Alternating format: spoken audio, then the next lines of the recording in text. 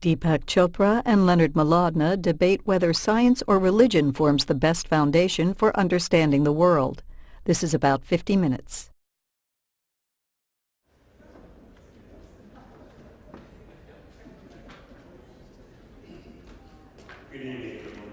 My name is Shelton Zuckerman. I'm one of the founders of the Sixth and I Historic Synagogue, and I welcome you all here tonight for what should be a very, very interesting evening.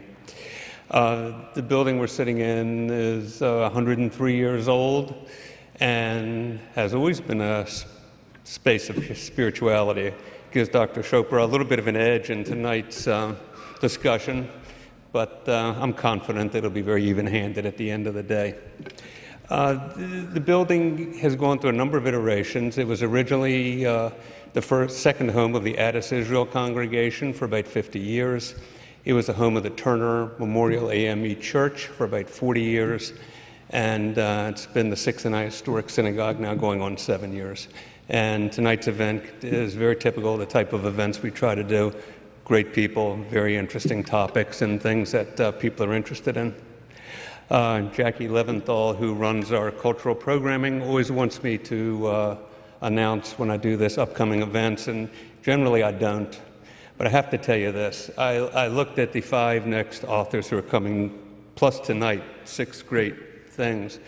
But we have Bill Bryson coming, Jeffrey Eugenides, Justice Stephen Breyer, Justice John Paul Stevens, and Diane Keaton. So she does get some great stuff. I have to thank Jackie for that.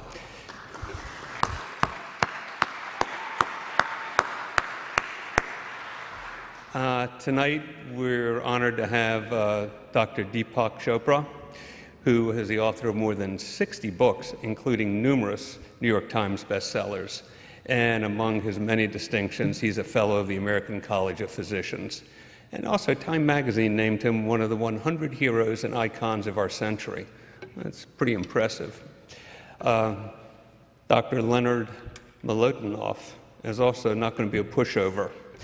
He will soon be teaching at Caltech. He's a renowned physicist, author of several books, including The Drunkard's Walk, How Randomness Rules Our Lives, a very interesting subject, which was on the New York Times bestseller list. He's also a writing collaborator with Stephen Hawking. The moderator tonight is Timothy Shriver. We're very lucky to have him tonight. He's the chairman and CEO of the Special Olympics. He's a social leader, educator, activist, film producer, entrepreneur, and I found out tonight he only lives 1 street over from me, so we're very, very connected. We're going to have questions tonight from the audience. They'll be on index cards, and around 7:15, we'll have someone pick them up. After tonight's talk, we are going to have a dessert reception downstairs that was sponsored by David Bruce Smith Family Foundation. We certainly thank him for that. And it should be an interesting moment because we can hear some interesting things tonight from our guests, and we can carry on those conversations downstairs. So please join me now in welcoming the 3 gentlemen, Dr. Chopra, Mlodina, and Tim Shriver. Thank you very much.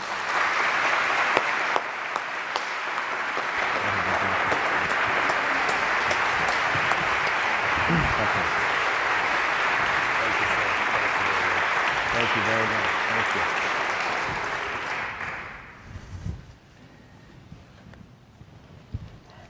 Good evening. Thank you. Good evening.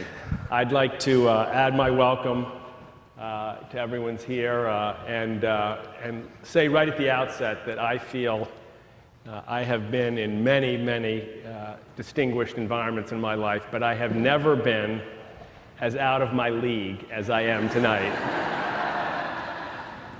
Have any of you read the book? Be honest. Okay, good. So that means that the fact that it took me 3 times reading it to understand it doesn't make me feel bad because none of you have anything over me. At least I have tried. It's actually makes me feel bad. It's actually an extraordinary book, and I hope you will all get copies either tonight or in the near future. It is titled, as you all know, War of the Worldviews, and my only gripe with the book is the word war. I would like And I don't think, frankly, I don't think tonight we're going to have a war, at least I hope not. I think we're going to have an extraordinarily rich discussion with two people who have arguably as good an insight into the scientific and the spiritual world as any two people in the world. So you're in for an enormous treat, and I'm very much looking forward to it. And what are my credentials tonight? I think I prayed a lot as a kid. I prayed that I would be the shortstop for the Boston Red Sox. It didn't come through. Then I prayed that I'd win Wimbledon. That didn't happen either. So I have a lot of experience with frustration in religion. And I read the book going 600 miles an hour at 6 miles above the earth, and you can't help but remember and drinking a cup of coffee, as most of you have done in an airplane, some on top of the ocean. You can't help but be reminded everywhere we go today of the extraordinary, just unbelievable achievements of science. So we stand in a world that seems hungry for the spirit, fascinated by science, and conflicted about where those two ideas lead us.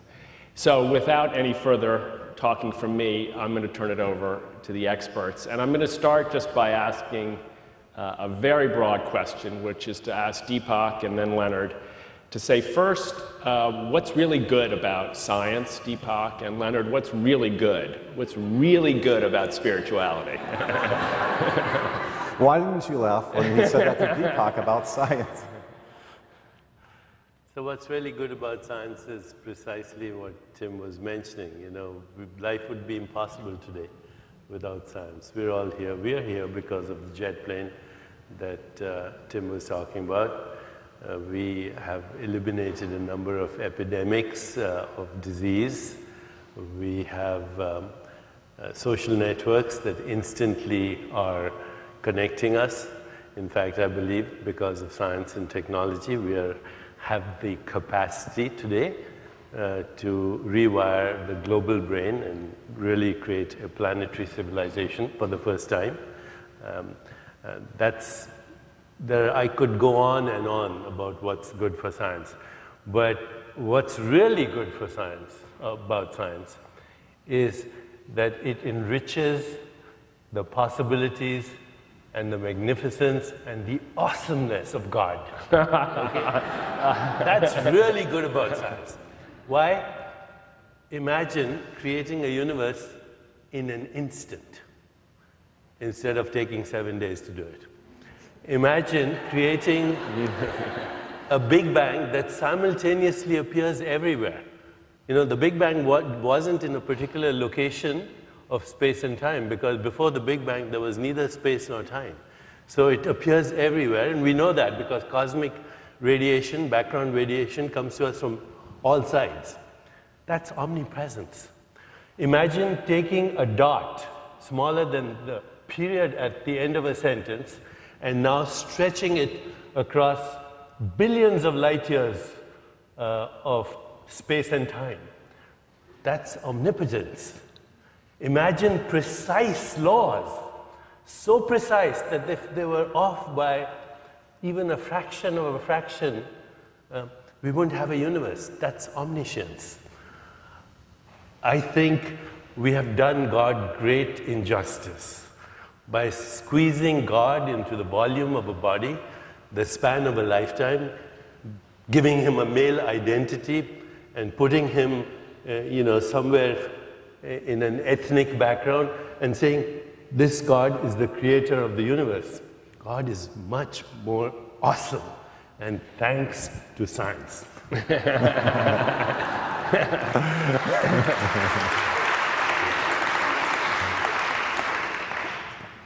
So when you ask about what is good about spirituality, I guess there's two levels to answer that question. One level is spirituality in general, and I think it's very important in people's lives to be spiritual. And if you're a scientist, it's very important. I hope that people realize that being a scientist doesn't mean you're not a spiritual person. The other level of the question is Deepak's spirituality. And I admire Deepak's spirituality as it relates to the human condition. Freeing yourself from from the baggage of your past, treating other people with respect, and he's got me meditating, and I like to meditate. I think it's very good for you. I recommend it.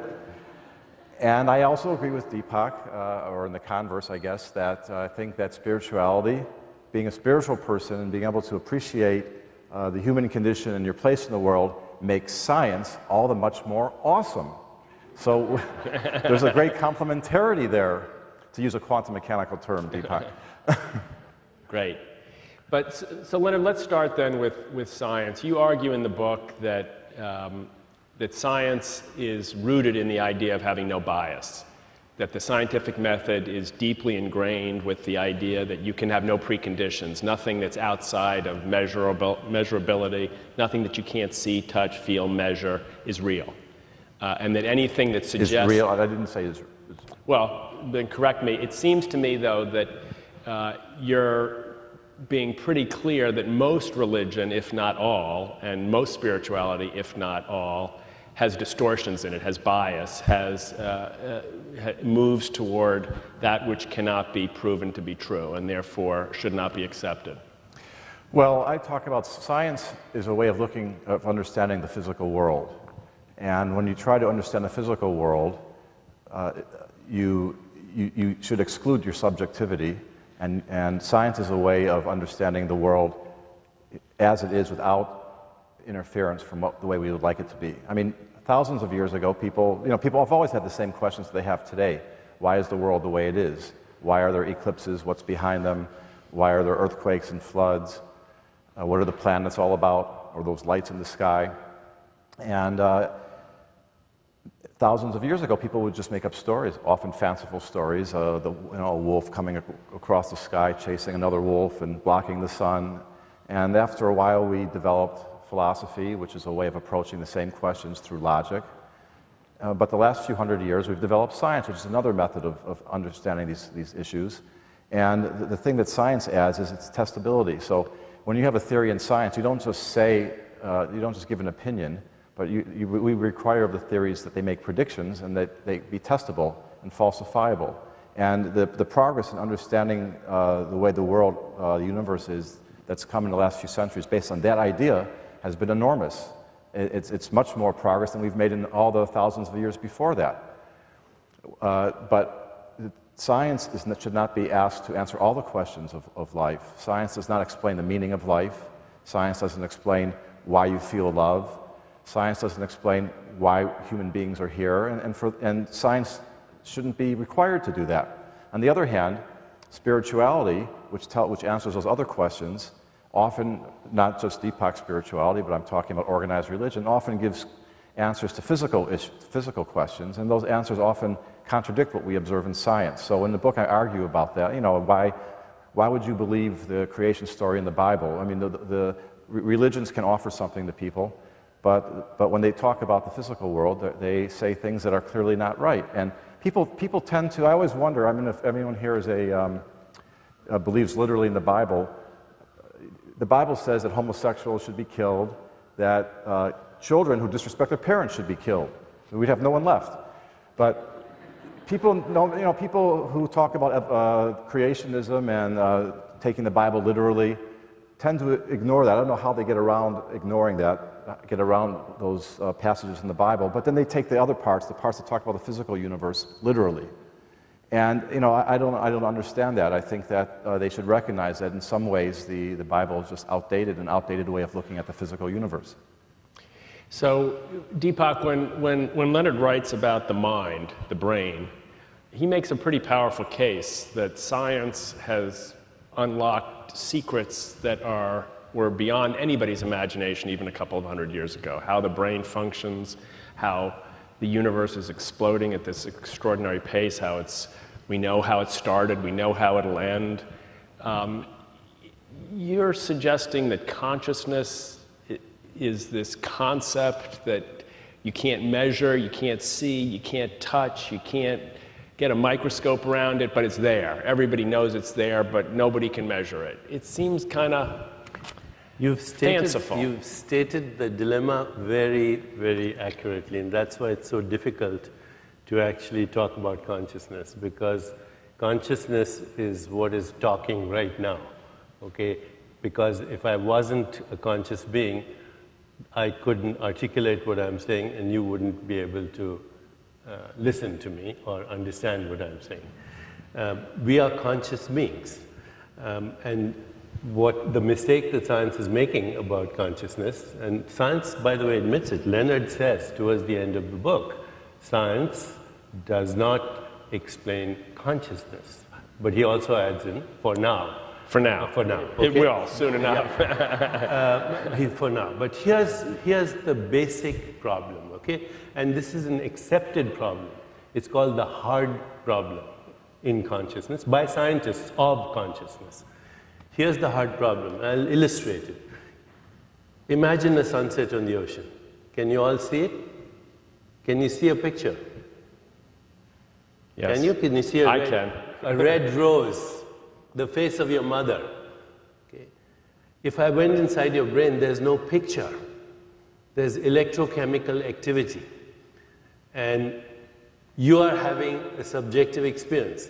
Now, while we can see the correlation between the picture and the electromagnetic activity, we have no way of explaining, science doesn't even have a model to explain, how that electrochemical activity creates the subjective experience, okay? Which is what life is about. You say, I'm in love. You don't say, I have so many units of oxytocin being secreted by my pituitary, right? Because love is an experience. Color is an experience. The taste of red wine is an experience, okay? So all experience occurs in our consciousness, and science can't find it by looking at the brain. The reason it can't find it is consciousness is doing the looking, okay? So how do you find something that is always the observer in the object of observation? Look in the mirror. Okay, that's it. That's it. So all scientific validation of consciousness is inferential. Look in the mirror. The only experience of consciousness is self-awareness. That's it. So as you're listening, because, you know, consciousness is the self. The self can know itself only by looking at itself. How can it find it out there? And so right now, as you're listening to me, try this, please. I want you to have a brief experience. As you're listening to me, just turn your attention to who's listening.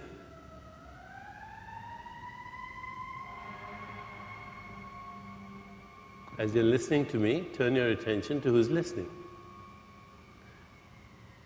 That awareness that you experience right now, that's consciousness. Even though, while you were experiencing that awareness, you were saying, what the heck is that disturbance, that siren? So I wish I hadn't, I wish I had gone to the bathroom before the lecture started. Okay? That's your mind, but that experience occurs in your consciousness. This is what all spiritual traditions have said. And this is now what David Chalmers, the scientifically based philosopher, says is the hard problem. And Leonard and other people accept that. It's a hard problem, and because we're looking for consciousness there when it's doing the looking. So, Leonard, when Deepak talks that way, I was thinking, I told you, you have to really work hard up here. I was struck and remembered the quote from the great scientist of the early part of the scientific revolution, Pascal, who said, the heart has reasons that reason doesn't know. And I thought to myself, at some level, it seems that Pascal is just saying, he was a great scientist, one of the really important scientists of his time, he's just saying there's more than one way of knowing. That the way in which science knows might be complemented by just a completely different way of knowing. And I think that's true. Is that possible? No, I believe that. So I said earlier that there's a way of knowing yourself, and there's a way of knowing the physical world. But you have to be careful because sometimes yourself and the physical world have an overlap. You know, so Deepak believes that the mind is separate from the brain, and there's some others. That there's some other realm that he can talk about, some other that everything is connected, and And I believe that the consciousness, whatever it is, that the human mind and scientists believe comes from the brain. And there's a lot of evidence that the sensations in the human mind come from the brain. You can stimulate parts of the brain, you can get people to have thoughts, memories, or experience a color. And you know, we're beginning to learn where the emotions come from and how the brain works. Now, I'm not saying that by doing that we're learning the meaning of life, or we're learning about ourselves as human beings. Is there a meaning for life in science? Well, science doesn't address the meaning of life. That's not. I mean, science addresses issues of physical world. Science, what science is about, is telling you, here's the universe, here's a lab, here's some situation, and I'm going to tell you what will happen, you know, a second or a minute later. I'm going to tell you how this operates. It doesn't address the question of meaning, and I don't know why that should be required of science. I mean, to me, it's just as if I'm an athlete. Does it allow the question? If I'm an athlete, you can come up to me and say, yeah, you're an athlete, I love athletics, but cooking is very important. Why doesn't athletics address cooking? It's a separate issue, it's a separate problem. and I think you know, that when we get into difficulties when you try and make science something that it's not, or, you know, and I don't know for what end. Right. He says explicitly in the book, despite what he said just now, that science cannot explain consciousness. Now, I didn't just say that science can explain consciousness. No, but I said the mind and the body are not the same you're thing. Saying, I didn't interrupt. I mean, I'm sorry, the mind and the body are. I did not interrupt you, so please don't interrupt me. Okay. No brain science can tell you right now how we have free will. In fact, in a previous book, he has denied, with Stephen Hawking, the existence of free will. I think we all think we have free will. No brain science can tell you the mechanics of creativity or imagination.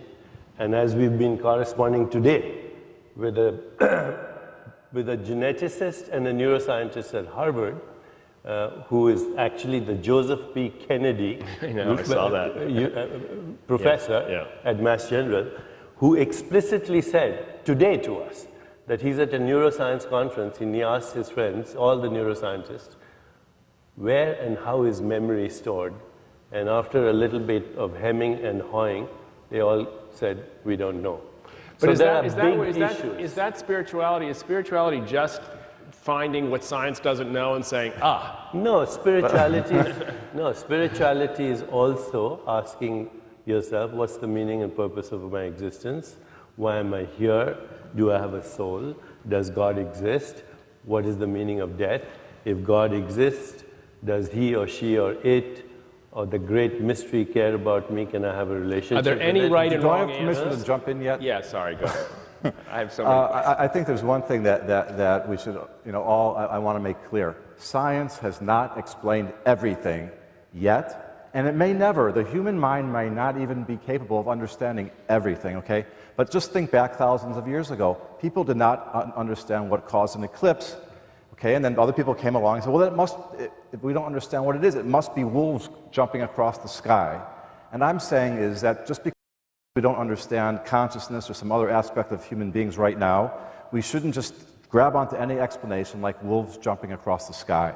You know, science leaves blanks in our explanation. You want to interrupt, but you won't. Science leaves blanks in our understanding of the physical world, but that doesn't mean that we're free to fill in those blanks with just any answers that we want. So yeah, go ahead. I have a lot of questions. There are knowns, there are unknowns, and there's the unknowable. And science has to confront the unknowable. It has to. And he has acknowledged that too, Leonard has acknowledged, that there are levels of reality that will never be accessible to us. You know, when we go to the... I didn't hear him say that in the book. No, I say, for instance, okay, where do the laws of physics come from?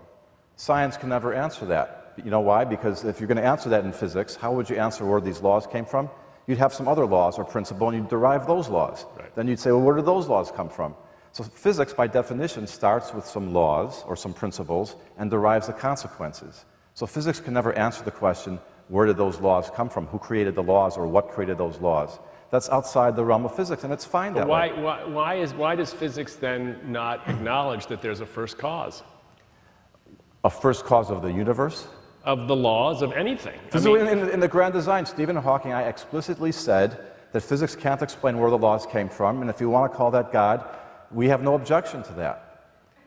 And not that it matters if we do. Don't mean to imply that it matters, but that in sounds our to me opinion, like God is the creator of the universe. No, we're talking about the laws of physicists. physics. So we also talked about Well, the laws of physics. I mean, yeah. if you want to there call is God, this is Thomas Aquinas, this is Aristotle, first cause, first mover. That's God. different from saying God. What we're saying is that, That's not the saying universe God, can come. move the Ouija board, but that's saying God is No, the but that's first cause. not quite the same thing as saying that the universe, that physics cannot explain the creation of the universe. That's talking.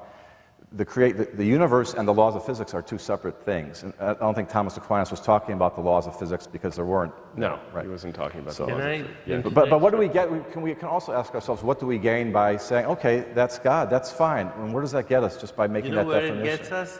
It gets us into humility and reverence.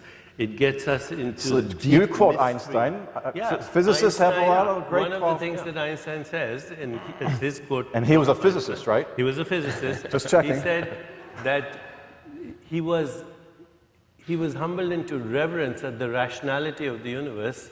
And, first of all, you can't measure reverence in units of mass and energy. And secondly, if it's a rational universe that is comprehensible to us, then it could have a rational source. But here's another objection I have to the scientific method that does not acknowledge consciousness. Leonard says that science is based on a loop of theory, experimentation, and observation. Where is theory conceived? In consciousness. Where is experiment designed? In consciousness. Where is observation made? In consciousness.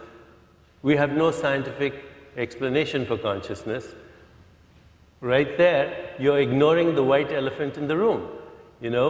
You're saying that we can have an explanation in the absence of consciousness when all explanations, science needs consciousness to explain anything. And consciousness doesn't need science to explain anything. All it needs is self-awareness.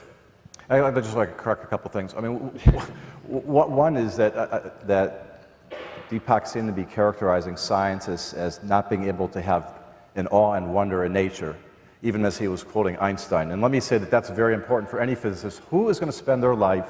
You're a smart guy, you could go to law school, make a ton of money. Instead, you choose to sit in some dark office, working on paper all day on these equations, all day, all night, with no hope or no promise of any particular success. And you do that because you do have awe and wonder in the universe, and you want to know how it works. Okay, and the other that is spiritual. And I said spirituality is important for scientists, and just because scientists don't believe that wolves jump across the sky and some spirits, wolves? that's my. Bringing it up. I mean, That's really become my thinking icon for your philosophy. That wolf theory has been debunked. It's been debunked. There's not one person in this room that believes that wolves do that. Well, to me, you do. I do? When did you hear me say that? I don't mean that literally. All right. But in any case, But religious people... Wait. Let me say the other thing is that Deepak said that scientists deny consciousness, and I don't know where that comes from. Scientists not only don't deny consciousness, there are scientists who are studying consciousness. But scientists admit that they can't just say where it comes from. Science progresses in small steps, carefully, and scientists will start talking about what consciousness is when they have a good idea what it is. But just because they can't explain it doesn't mean they deny it. One of the most prominent scientists of our time is a strident fundamentalist atheist who's become known in the world as the author of The God Delusion, right? And he has made it a personal agenda of his to say this. That's not a very scientific attitude. I think his attitude is scientific, even though he accuses me of wolves and causing eclipses. Quantum wolves. One thing I can say about Leonard, he has great intellectual integrity. Great. We've spent a lot of time together, and I will say that he has intellectual integrity. But there are fundamentalists in science today who will make statements like the God delusion and actually have an agenda. Science is not supposed to have an agenda. But a lot of people, Deepak, in fairness, a lot of people would say that maybe a first cause has some, you could make a case that that is justifiable as the definition of God or something. But people get uncomfortable with spirituality and religion because from the idea of the first cause or consciousness, religions tend to make up a lot of rules and ideas and plans and programs that drive people kind of Well, to... spirituality needs its own reformation. Well, but spirituality, to say there's a spirit is one thing. To then say this is how you ought to live is another. And the claims that people who are spiritual make, as Leonard points out in the book, are not really verifiable. How do you know whether it's better to be peaceful or warlike, whether it's better to be anxious or calm, whether it's better to, in this situation, do this or that? But religions and spiritual traditions tend to say, this is the right way to go. And scientists come along and say, how do you know? It could just as well be the opposite. Can we separate religious dogma from religious experience? Because if you look at what I want you to help us answer is, how do you defend the inevitable need that any spiritual leader has to say things about the world based on your spirituality that will inevitably lead to conflict? Well, I side with H.G. Wells, who said self-righteous morality is just jealousy with a halo. So I think any imposed morality is immoral. Any imposed morality. But the religious experience, which gives you an experience of transcendence, of unity consciousness, spontaneously brings about what were called Platonic qualities, or yearning for Platonic qualities: truth, goodness, beauty, evolution, peace, social justice, harmony, love, compassion, equanimity. This is the religious experience that is a spontaneous expression of transcendence, of being connected to the first cause, whatever you want to call it. So I think if you understand that the religious experience, Jesus had a religious experience, Buddha had a religious experience, and then of course the devil came and said, let's institutionalize it and we'll call it religion. So you believe in the devil? I believe that everything has its opposite. Just like particles have antiparticles and hot has cold, the universe would be meaningless if it was not one of contrast. So when I'm saying devil, I think of it metaphorically as the divine feeling ill, devil. But so in the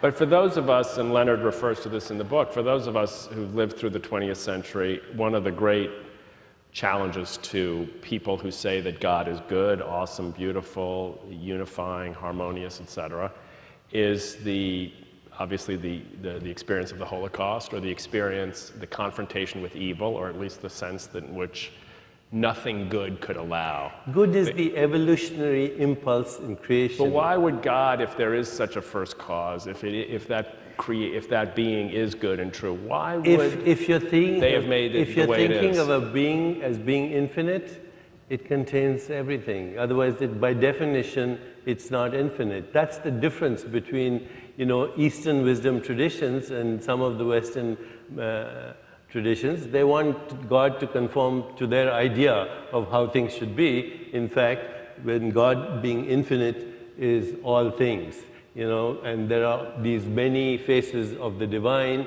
and it is our job to see where our free will allows us to align with the evolutionary impulse or the destructive impulse. But if that consciousness is infinite, by definition contains everything. Now, having said that, even the bad. Of course, we see the bad, don't we? Sure. It's a stage of development of consciousness. It's a spiritual stage of development. We have stages of development in psychology. Why can't we have stages of development in spirituality?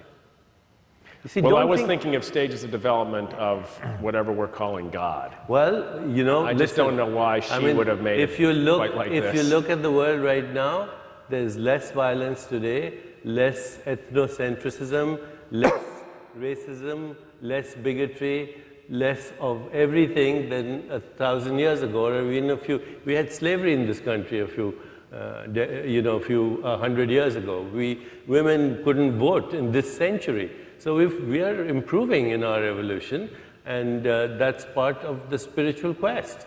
But what I also have to say, in the absence of that spiritual quest, we have, and I have to phrase this very carefully before he pounces on me, Leonard, because I know him well now. I have to phrase this very carefully. Science devoid of spirituality has given us modern capacities that risk our extinction. It has given us mechanized death, nuclear weapons, global warming, climate chaos. I saw a program the other day where, on television, where there are people in civilian uniforms or civilian clothes.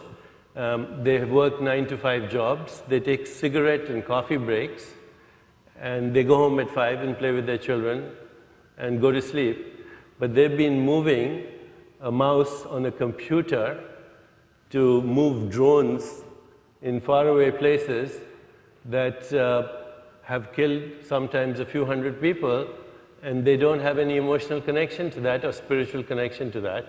This is diabolical creativity that, if I can say to you that if there's going to be a mass extinction of our civilization, it will be because of modern capacities linked to primitive spiritual development. So Leonard, shouldn't scientists, great advanced thinkers like you and other people who are applying physics to technology, shouldn't you be asking for spiritual guidance almost daily? I think so, and I think all people should be looking for spiritual guidance daily. And Deepak uses this example a lot, and I'm not quite sure what he's getting at, because the scientist, like everyone else, like you, like everyone in the audience, should be moral people. They shouldn't do evil things. But that's not really the question, that's the issue here. The question at issue is, how do we get knowledge? What is knowledge and how do we attain it? Or do we want to limit it?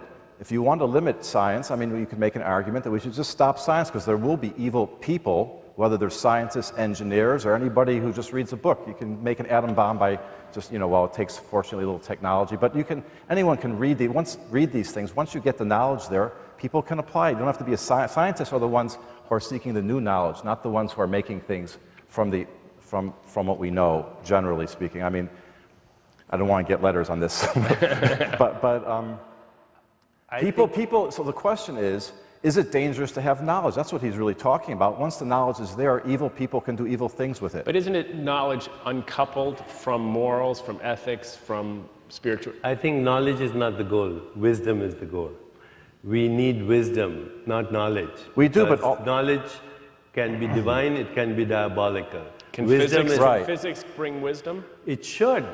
Physics should, as you said, seek the guidance of those who understand the human spirit and say, let's make our science, which we have the technology, we have the means today to resurrect some species that are disappearing.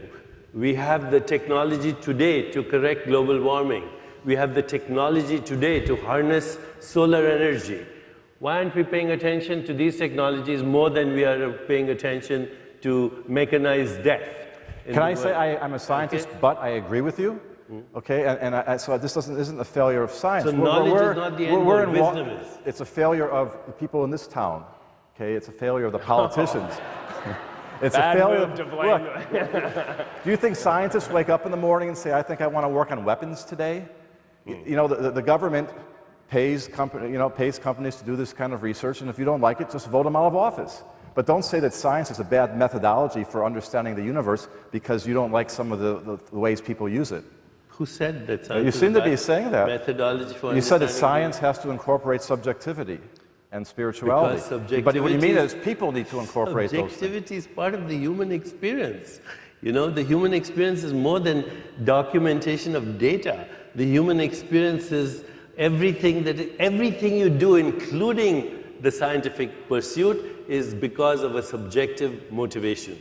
And yet, if we're going to measure an elementary particle's properties to 10 decimal places, it really doesn't matter if we're in a bad mood or it better not, because then you know what science isn't going to work. So the science has to be different from the scientists. It does matter if you're in a bad mood. It will bias your observations. Well, exactly. Thank you. So science is trying to avoid this human bias. And now I see that Deepak agrees with me about that. So a couple of questions from the audience, and this is picking up on this issue. To Leonard, can there be ultimate right and wrong?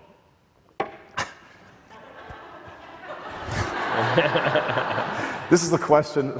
I'm the scientist. I'm not a theologian, and I'm not a psychologist. But would you allow it? Would you would I allow ultimate? The idea? I mean, in other words, I was asking my wife, and you know, what question do we really want to ask scientists? And sometimes it's just like, why is science seem so irritated by religion these days, by spirituality, by the question of right and wrong? By people?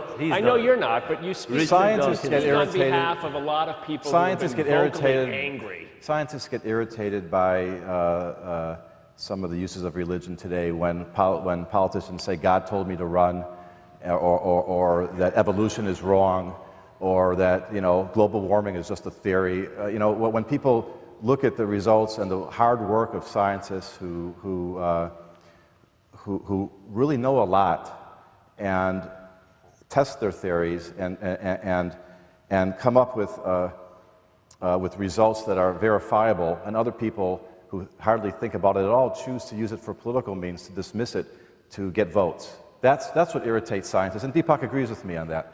But that's not the books. The strident books are sorry, the books that have been written recently. The Dawkins book, the Christopher Hitchens book, and so on. These big bestsellers seem to have captured a level of anger. They capture the anger of the people who are angry at what I just described, and so they're tapping into that, and the other people are tapping into the other thing, and everyone's tapping into something, and they're all making a buck, and it's great. I see. They're either making a buck or they're getting a vote. Perspective. I can answer that question, Okay. right or wrong. Okay. I think everything has a context, Was it fair to go into Germany and get rid of the man who was the cause of the Holocaust? I would say, yes, it was. So you have to take things in context, even right and wrong.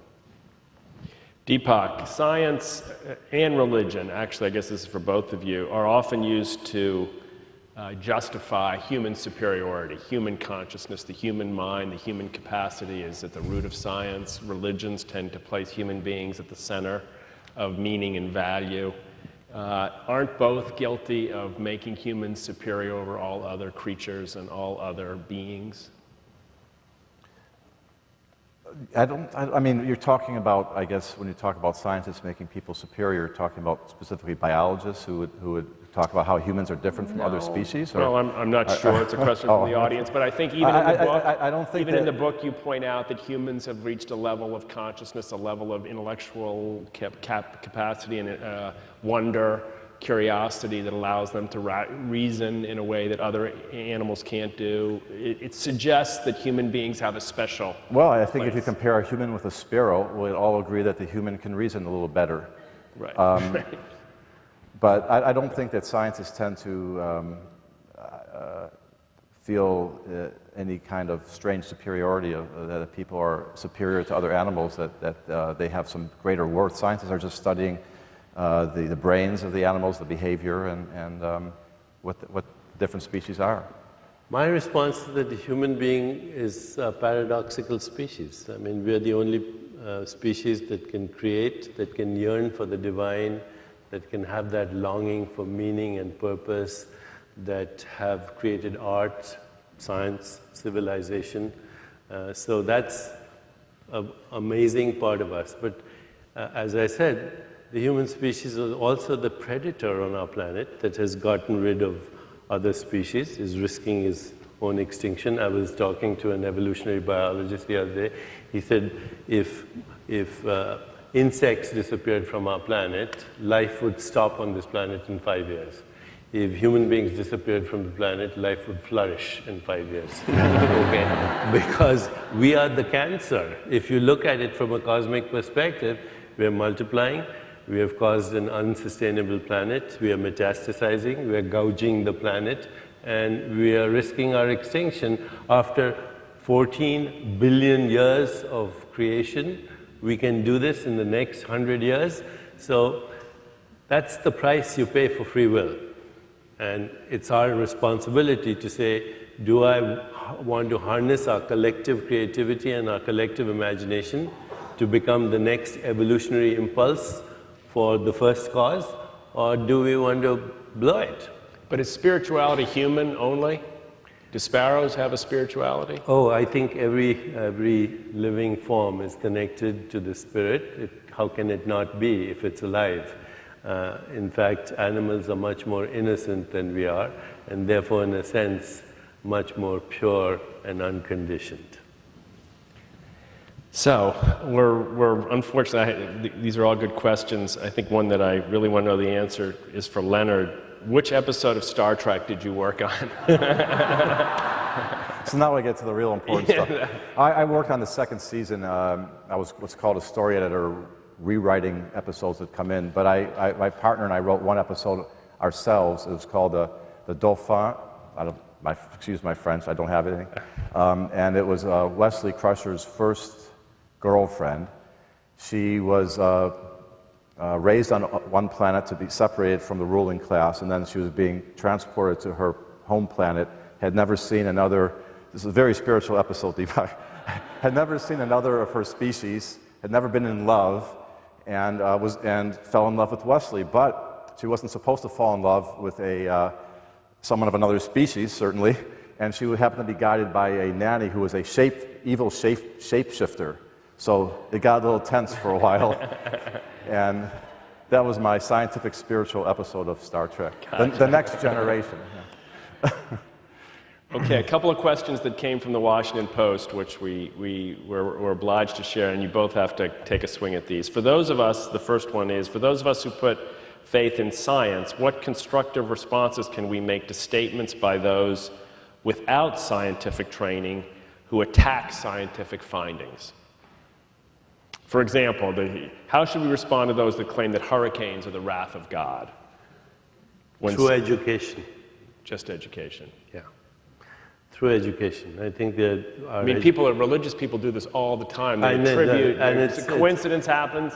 My wife was coincidence happens. Oh, God just made this coincidence happen. I just ran into my old friend, must have been God's work. There's no solution other than education. That's never true? Like God didn't put us here together? No, I wouldn't say that. I think we have choice to do what we want, and natural disasters have causes that we can explain, like earthquakes. But some natural disasters, like hurricanes, we know that humans have a lot to do with it, with changing weather patterns and climate chaos. So you have to examine each case carefully. I would say a lot of the weather disturbances, we are definitely responsible for it. But I wouldn't blame God for what we're doing. So Leonard, what would make a more effective political leader? A person of science or a person of faith? A person of faith, meaning a person who believes in what? Can't a scientist be a person of faith? Are those exclusionary? Exclusive? Well, a scientist or a spiritual I think leader. if you can have attorneys as politicians, you certainly should be able to have physicists.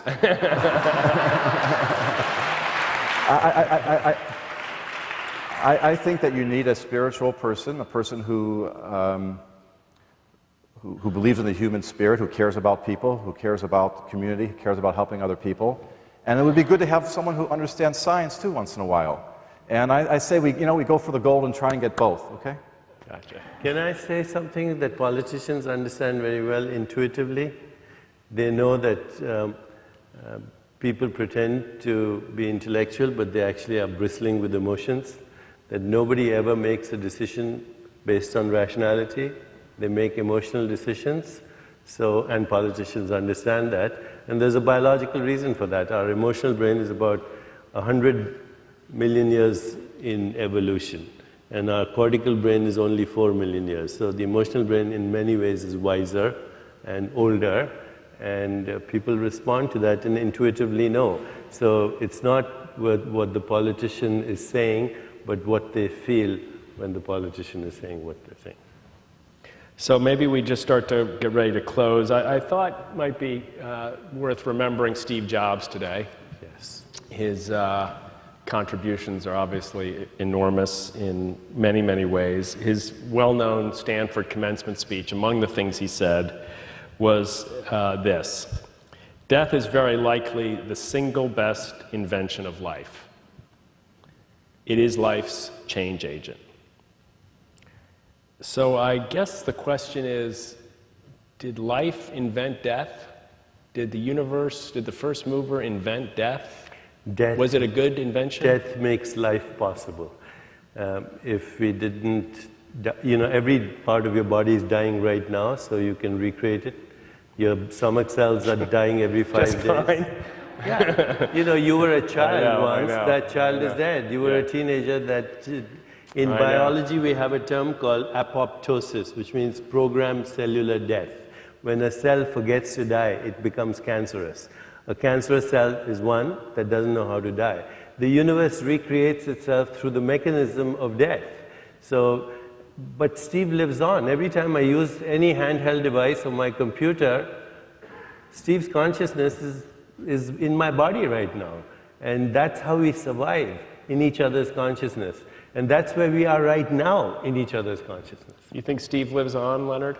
I think he lives on in the minds of the people who loved him and whom he touched, yes. But I also agree with Deepak that, without death, the earth would very quickly be overrun by old fogies like us, and there'd be no room or food or anything. And this would be a fossilized universe. Well, it'd be more than that. There's no room. There is no museum. Death is a necessary part of life, at least if you're going to reproduce. And we all like to do that. Right. So we can agree on that. Well, I think I started by saying all the things I prayed for that I didn't get.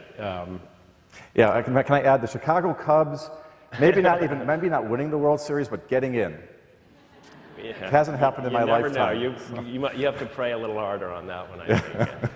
But I think we're enormously grateful that the two of you have taken and put so much effort into helping the average reader understand the worldviews of physics and the emerging worldview of a new kind of a spirituality that Deepak has championed. It's a very different one than the kind of spirituality that we think of when we think of religious institutions, but we can also remember the great call of Israel, "Hear, O Israel, the Lord our God is one," is the way that prayer begins, which I'm sure has been spoken very many times from this place. The unity that comes from the ancient traditions, however crazy we all may. I think the only thing these two guys agree on is how much they don't like the Catholic Church, and I happen to be a Catholic. The only institution that really gets pilloried in this book is the Catholic Church. But no. I wrote a book called The Third Jesus. Okay, I know you like Jesus. Okay, I know you like Jesus. I know you like Jesus. He says Jesus was a scientist. So. Scientist of the spirit, and you question that. I think we really want to thank you. For being, and thank you for coming, opportunity. Tolerating us.